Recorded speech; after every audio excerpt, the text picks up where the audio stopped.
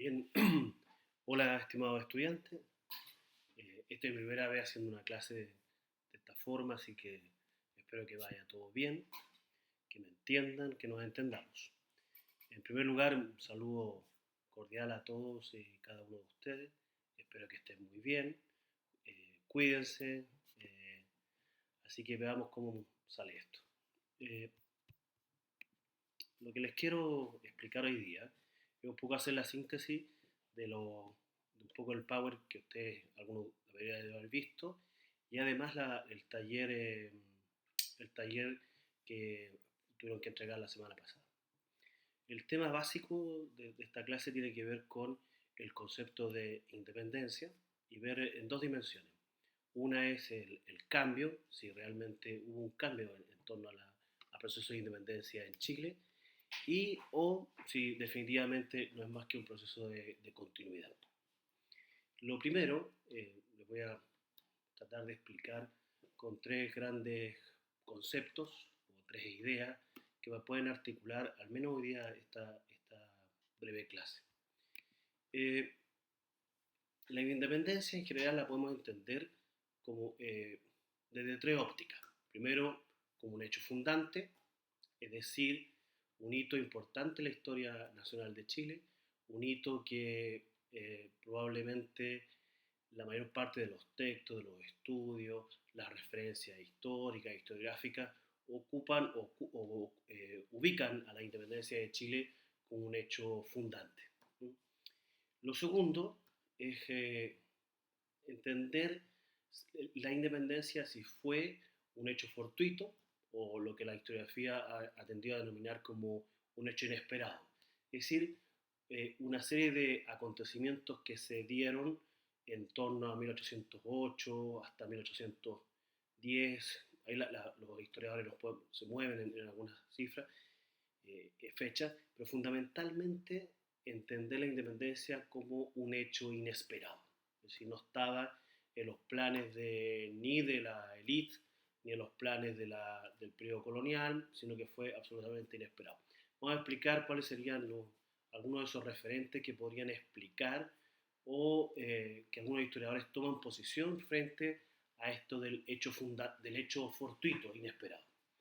Y una tercera dimensión o una tercera manera de abordar la independencia es entenderla como un proceso histórico, no de corta duración ni de una coyuntura particular, sino como un proceso histórico que se venía fraguando desde, podrían algunos ubicarlo en toda la reforma de los Borbones en la segunda mitad del siglo XVIII, y que por lo tanto la independencia más bien es un hecho esperable, es decir, estaba en los planes o en la concepción de la élite, o como algunos dirían, absolutamente natural, históricamente esperable, que aquellas regiones que han estado bajo el dominio de un imperio o de otro estado, finalmente terminan por escindirse, por separarse. Entonces, en ese sentido, lo primero es entender la historia de la independencia como un hecho fundante. Hay tres ideas clave. Una es cómo se ha visto histórica e historiográficamente, como una dimensión política, es decir, políticamente entenderla siempre como un hecho muy, muy clave e importante en la historia de Chile, y lo tercero en el imaginario nacional. ¿Eh? Lo primero, la independencia desde el punto de vista histórico, no hay duda para que es uno, sino el más importante de los hechos acaecidos en el territorio nacional, que tanto histórica, es decir, en los relatos históricos, en las conmemoraciones, en nuestra narración de nuestra historia nacional, un hito importante lo marca la independencia de Chile. Es decir, no hay eh, ningún otro hecho en la historia de Chile, no estoy diciendo con esto ni más ni menos importante, sino que en definitiva no hay duda, no genera controversia, puede que haya explicaciones más o menos de acuerdo, más interesantes que otras, pero lo que está acordado es que es el hecho histórico más importante en la historia de Chile. No quiere decir que después de o antes de no hayan ocurrido otros hechos históricos importantes, pero todos los otros hechos siempre representan oposiciones políticas históricas que no llevan a acuerdo ni a consenso, pero pareciera ser que históricamente la independencia de Chile es un hecho que no reviste mayores cuestionamientos en general. En general. No hay mayor cuestionamiento como un hecho importante, fundacional, que el Estado de Chile, la República de Chile, se origina en torno a este periodo de la independencia, que también uno lo puede, en términos muy amplios, ubicarlo entre 1808 hasta 1818. Hay algunos que lo pueden ubicar con la renuncia de O'Higgins en 1823, pero en un lapso de 10 a 14 años se constituye el, la génesis, el origen de la nación, del Estado chileno. Que por lo tanto ahí no hay discusión frente a eso, que histórica e historiográficamente la mayor parte hay un acuerdo, un consenso de que es el hecho histórico más importante. En una segunda dimensión más bien política, probablemente que lo político es histórico, pero también es historiográfico, en el sentido de decir, no hay ningún acto en la historia de Chile que al menos haya tenido un ideario político que no admitió una devolución, o sea, no admitió devolverse. Es decir, a partir de 1808 en adelante, no hay, en general, ningún proyecto político distinto a la constitución o construcción de un Estado nacional. Esto, en términos comparativos, uno lo puede ver con otros estados, en otras situaciones, que sí hubo planteamiento de seguir formando parte del Imperio Español, o en algunos casos, como el caso, por ejemplo, el caso brasilero, que incluso se plantean la constitución de un imperio distinto, pero en una lógica imperial, cosa que en el caso chileno no hay una vuelta atrás. Por lo tanto, desde el punto de vista político, no ha habido tampoco ningún proyecto distinto a una república. Ahora, con todas las salvedades, que las repúblicas tienen adjetivos. Podemos ver la república democrática, la república autoritaria, las repúblicas democráticas, las repúblicas con mayor o menor grado de democratización, pero al fin y al cabo, incluso las dictaduras que hemos tenido en la historia de Chile incluso se han manifestado en forma republicana, con, la, con las salvedades que esas explicaciones políticas puedan tener sobre la república en términos, por ejemplo, de las dictaduras, las varias dictaduras que tuvimos en la historia de Chile. Pero, pero tienen, es cuestionable, un sentido de república, con adjetivizaciones, con bemoles, con menos o mayor participación de la sociedad, pero al fin y al cabo constituye, en sentido político, la independencia de Chile, el hecho político más importante de la historia nacional. Es decir, puede más o menos Estado, más o menor participación política, pero ningún proyecto distinto a un Estado o a una república. E incluso aquellos que han planteado en los últimos tiempos temas asociados a lo neoliberal, incluso el neoliberalismo se plantea en términos de un Estado republicano, aun cuando con una disminución importante de las potestades del Estado. Por lo tanto histórica, historiográficamente, políticamente, constituye el hecho político más importante de la historia nacional. Lo tercero es que probablemente no hay ningún otro evento político que esté más consensuado en la sociedad nacional. Es decir, la independencia de Chile está tan asumida en la conciencia y en el imaginario nacional que puede que frente a otro evento no tengamos la misma sintonía ni el mismo afecto por estos hechos históricos. Pero en el caso de la independencia de Chile, desde 1830 en adelante, y básicamente a partir de algunas decisiones eh, llevadas a cabo por el ministro por Diego Portales, la independencia comenzó a constituirse en la gran celebración de Chile. Y probablemente pueden pasar muchas cosas en la historia de Chile, pero la independencia sigue siendo eh, el acto político, el hecho histórico que despierta mayor consenso. O dicho de una forma un poco castellana, la independencia es como ese evento político, social, cultural, que se celebra incluso independiente de la condición social. Se puede celebrar de forma distinta y se pueden hacer eventos de distinta naturaleza, pero, pero la mayor parte de la sociedad siente en septiembre y las fiestas asociadas a la independencia como un evento histórico de gran valor consensuado. Es una sociedad que espera y celebra esa fiesta. Puede que esto sea menos historiográficamente menos relevante, pero desde el punto de vista histórico es altamente importante cómo una sociedad siente, aprecia, celebra en torno a la independencia eh, una, una suerte de identidad y pertenencia a un Estado.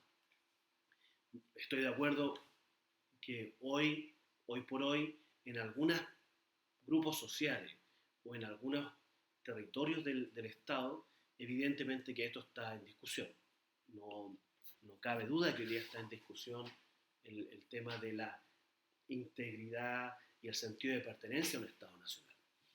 Pero en la larga historia, y puede que esto cambie, no nos cerramos a eso, pero en la larga historia es una fiesta que ha despertado gran entusiasmo, gran consenso, grandes celebraciones, grandes conmemoraciones, evidentemente guiadas y promovidas por el Estado. Pero también ha ocurrido un fenómeno que varios historiadores lo han puesto en relieve, entre ellos, por ejemplo, el propio Salazar, Gabriel Cid, que han establecido cómo esto que era una fiesta o un acto político elaborado, desarrollado por la élite, algo pasó ahí que se transmutó al resto de la sociedad. ¿Sí? Hay una, incluso podría, algunos lo podemos manifestar de esta forma, una suerte de apropiación de la simbología del Estado en la cual la mayor parte de la sociedad se ve identificada en esos eventos asociados a la independencia. En ese proceso de independencia, no olvidemos que en la historia de Chile se generaron los símbolos de la patria. Y los símbolos de la patria, por supuesto, desde una perspectiva histórica, que pueden ser cuestionados, cambiados, adoptados o adaptados, la sociedad chilena todavía siente o, o tiene un vínculo con esos símbolos de la patria. Cuestionable, pero en la larga duración todavía hay esa pertenencia con el himno nacional, con los escudos, con, con la bandera, a pesar que la bandera históricamente ha tenido avance y retroceso en esa pertenencia, una bandera que hoy día puede ser está, uno diría, pensado como un gran símbolo de la patria, aun cuando en épocas pasadas o en la historia reciente chilena, la bandera estuvo asociada durante mucho tiempo a un grupo político más bien conservador o derechamente partidario de la dictadura de Pinochet. Pero después de los 90, esa bandera como que volvió a democratizarse. En ese sentido digo como ejemplo de pertenencia y sentido de unidad, por decirlo de alguna forma eh, interesante. Por lo tanto, en el imaginario de la historia de Chile, la independencia es un hecho histórico, un hecho político de gran consenso, independiente de los grados de conocimiento que la sociedad tenga sobre cómo ocurrieron los hechos, el tema de los personajes, las batallas, los conflictos políticos, los personalismos en torno al proceso de independencia. Independiente de eso, la sociedad chilena eh, siente en la independencia un acto o un hecho político fundante, genérico, de génesis de la historia nacional. Es algo así como el nacimiento de una nación o el nacimiento de un Estado. Esto no siempre los estados o las sociedades que se han constituido en estados nacionales lo han tenido claro o lo han tenido absolutamente consensuado. Me explico. Solamente un ejemplo. Hoy probablemente una de las naciones o de los estados que mayor conflicto tiene con su pasado, como ejemplo, es Rusia o la ex Unión Soviética. ¿Dónde está su acto fundante? ¿Dónde está el acto fundante de Rusia? Los rusos podrían, evidentemente que tienen una larga historia, más poderosa que la, al menos en cantidad mayor que la de nosotros. Y ellos hoy día, tienen un problema con su pasado. ¿Dónde ubican su dato fundante? Su dato fundante es el imperio zarista, es Alejandro o Iván el Terrible, o la Revolución Rusa, o Lenin, o Stalin. ¿Dónde está? ¿O estará en Gorbachev en los 90, o está en Putin hoy día? Es decir, los rusos, al único que llegaron como consenso de dónde tenían algo en común, y en lo que más celebran los rusos, y no deja de llamar la atención que lo que celebran los rusos es un hecho histórico muy reciente, es decir, la Segunda Guerra Mundial. En la Segunda Guerra Mundial los rusos sienten un grado de unidad con respecto a su pasado, y de un pasado de hace 70, 80 años, pudiendo recurrir a más eventos o personajes o historia que les genere ese grado de identidad con el pasado. Ahí como un ejemplo de que no todos los estados lo pueden resolver como lo ha resuelto Chile, con el acápite de que hoy día Chile está en una situación eh, compleja con respecto no solo a su presente, sino también qué hacer con el pasado. O sea, cómo lo interpretamos, cómo lo conocemos, cómo lo analizamos. Por lo tanto, la independencia de Chile como un hecho fundante tiene estas tres dimensiones. Históricamente hay consenso de que es un hecho importante. Segundo, que políticamente es el hecho o uno de los hechos históricos más importantes que le ha ocurrido a Chile, que genera consenso. Y por último, en el imaginario nacional, la sociedad chilena siente o ha sentido un grado de pertenencia con la independencia y una vinculación con ese acto de origen, de génesis, bastante importante. Esto tampoco es excepcional a Chile, no es excepcional a Chile, es muy común en estados o en regiones que se descolonizan de imperios. Esto probablemente en América Latina, la mayor parte de los estados latinoamericanos, eso ya lo tienen más o menos fraguado, consensuado, con todos los conflictos que puede haber interior de los estados o con otros estados, pero está más o menos claro, en el sentido de más o menos consensuado. Distinto al caso africano, donde todavía esos estados que se desprendieron de los antiguos imperios coloniales del siglo XIX y que vivieron grandes procesos de conflicto en el siglo XX y aún todavía algunos de ellos, sí, o parte importante, siguen viviendo conflictos respecto al Estado, respecto a su pasado, respecto al proyecto político. Es decir, sigue siendo, en términos comparativos, pero solo como historia comparada, la situación de América Latina en general está mucho más cimentada, más fraguada, más consensuada del Estado que emergieron de los procesos de independencia. Entender, como segundo punto, la independencia de Chile como un hecho fortuito, es decir, básicamente algo inesperado. Es decir, no estaba en el plan, como se dice hoy día, en el libreto ni en el guión de la clase política, ni del propio imperio, ni tampoco de otros sectores sociales o actores políticos en torno al eje siglo XVIII, siglo XIX.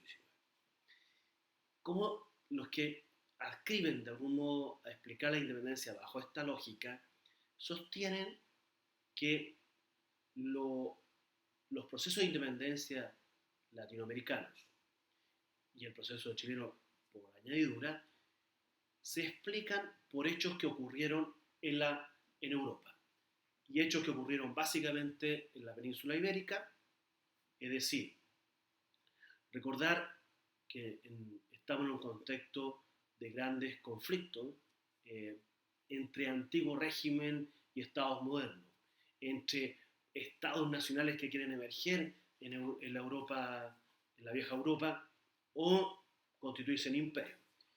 Y dentro de esta situación emerge probablemente una de las figuras más importantes de la historia universal, que es Napoleón. El imperio napoleónico, por sus conflictos históricos, pero que se agudizan a partir de un proyecto de Napoleón, cuando Napoleón va constituyendo su imperio, él tiene claridad que uno de sus grandes enemigos, o su gran rival político, era Gran Bretaña. Es decir, una Gran Bretaña orientada a un poderío más bien transcontinental y un Napoleón que quería cimentar su poder en el continente europeo. Cosas más, cosas menos, el proyecto de Napoleón plantea el bloqueo continental a Gran Bretaña. Es decir, en palabras muy simples, ningún Estado, ningún imperio europeo de la Europa continental podía establecer relaciones comerciales con Inglaterra, Gran Bretaña. De todos esos países, con más grado o menos agrado, adscribieron y aceptaron, o tuvieron que aceptar, la política de bloqueo napoleónica. Excepto un pequeño país que siempre tuvo vínculos muy estrechos por vocación marítima, por una suerte de vínculo, no solo en términos dinásticos y familiares, de las monarquías europeas, que era Portugal. Portugal decide o plantea que no va a bloquear, que va a seguir manteniendo sus relaciones con el imperio o con el protoimperio británico. Frente a eso, Napoleón, ante esta suerte de desobediencia, decide, mediante algunos tratados, invadir España con el pretexto de ir a someter a Portugal. En esa suerte de interregno en España, cosas más, cosas menos, Napoleón instala su poder mediante un hermano que lo nombra la máxima autoridad en el Reino de España. Y, por lo tanto, ese hecho, genera un conflicto, yo lo llamaría de orden político e institucional. Es decir, una monarquía española que sustentaba su legitimidad en la soberanía popular. ¿Qué quiere decir esto? Quiere decir que el rey, que Dios, el origen del poder, delega en el pueblo ese poder, y el pueblo, en su facultad o no facultad política, vuelve a designar en el rey su máxima autoridad. Si con la ocupación de España por parte de los franceses y la usurpación de la monarquía española, no había rey. Y al no haber rey, lo que entendía la teoría política es que ese poder volvía al pueblo.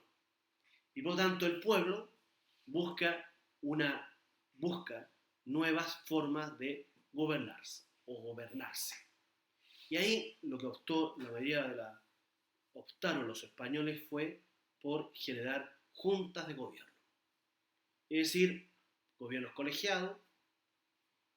Por lo tanto, al volver el poder al pueblo, este pueblo autodesignó sus propias autoridades. En España, juntas regionales para juntas de gobierno, y el caso de América, la América iberoamericana, América que estaba bajo el dominio del imperio, también se dio juntas de gobierno. Eso lo vamos a explicar más adelante, pero básicamente lo que quiero señalarle es que ese proceso fue absolutamente inesperado. Es decir, no había ningún plan de autogobierno o de autonomías regionales, tanto en España como en América, de autogobernarse, autodesignar autoridades políticas. Por lo tanto, los hechos que ocurrieron en Europa, en la península ibérica, habrían gatillado inesperadamente esta forma de autogobierno. Es como una idea muy general. Lo segundo, ¿por qué algunos plantean que fue un hecho fortuito? Básicamente por el modo de resolver la situación. Es decir, al no haber plan, lo que uno advierte o lo que advierten en ese periodo es extraordinaria improvisación.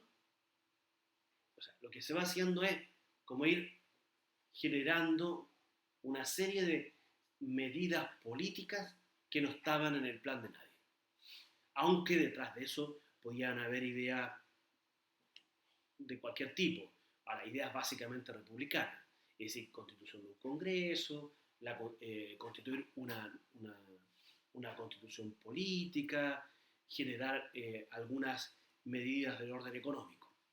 Sí, pero eso, para los que ascriben a que la independencia de Chile fue un hecho fortuito, sostienen que lo que ahí hubo fue ir actuando políticamente sobre la marcha.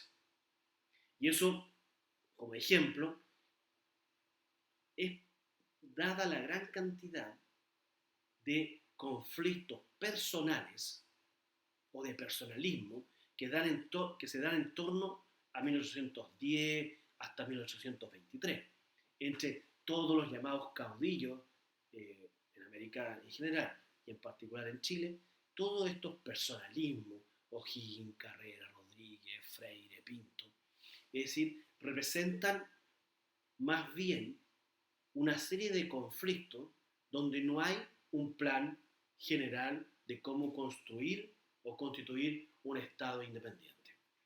Aunque uno podría advertir que lo que sí está en la base, mayoritariamente consensuado entre todos estos personajes, es el concepto de república. Ahora una república con su adjetivo, más o menos autoritaria, con más o menor soberanía popular, con más o menor participación del Estado, con más o menos políticas liberales o políticas conservadoras. Pero esa parte de la concepción de un tipo de república o que la élite habría apostado por la república pone en entredicho esto de que si era tan fortuito la independencia de Chile. Pero básicamente eso es lo que se sostiene. O sea, lo que se va haciendo es ir operando en la marcha, por lo tanto no había en la práctica un proyecto común, un proyecto de Estado o que hubiese estado pensando algún tipo de diseño republicano. Y lo tercero, en esta dimensión del hecho fortuito, tiene que ver con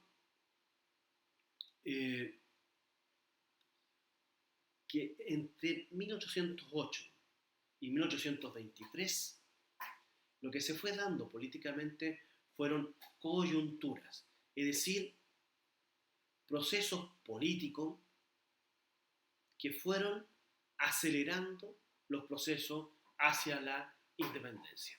¿Qué quiere decir esto? Que 1808, invasión de Napoleón. 1810, Junta de Gobierno y el Congreso. 1814, la restauración, es decir, o lo que algunos con la historiografía más tradicional llama reconquista. 1818, las dos, entre el 17 y el 18, las dos batallas que habrían sellado la independencia de Chile, o finalmente 1823, con la renuncia de O'Higgins. Estos hechos históricos, la invasión, 1810, 1814, 17-18, 1823, habrían ido acelerando el proceso hacia la independencia, pero que no estaba en el plan original, o dicho de otra forma, no había ningún plan. Si lo que ocurrió fue que los hechos, estos hechos coyunturales críticos, fueron acelerando los procesos de independencia. Por lo tanto, para los que sostienen que la independencia es un hecho fortuito, separan esta lógica. 1808 y los sucesivos acontecimientos que aceleraron. Pero para ellos, para este grupo de historiadores, cientistas políticos que sostienen que fue un hecho fortuito, no habrían hechos o procesos anteriores a 1808 que habrían al menos sospechar sospechar de que había un plan hacia la autonomía o hacia la independencia. Vamos a quedar hasta acá con 32 minutos de clase y en una próxima sesión voy a tratar de explicar cómo se entiende la independencia de Chile como un proceso histórico. En los próximos días abriremos algún tipo de foro o chat para contestar las preguntas. Así que espero que salga como haya salido, que estén muy bien. Abrazo y saludo a todos y a todas. Gracias.